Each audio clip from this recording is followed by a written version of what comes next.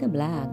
For today's video, I'm going to show you how to screenshot using your mobile phone. Are you ready, guys?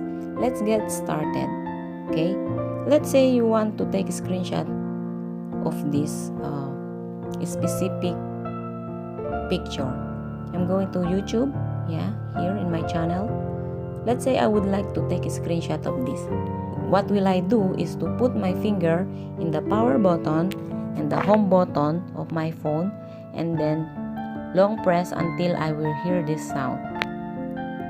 There you go, guys. There's a small icon there, it's screenshot the picture, and on the top, as you can see, there's a small picture here. There, if you can see that one, it means you successfully take the screenshot.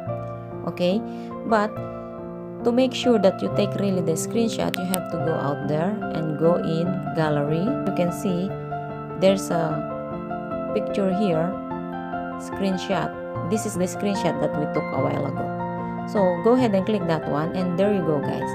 This is the screenshot that we took a while ago. So that's it, guys, how you take a screenshot using your mobile phone. I hope you enjoyed this video. See you next time. Bye-bye.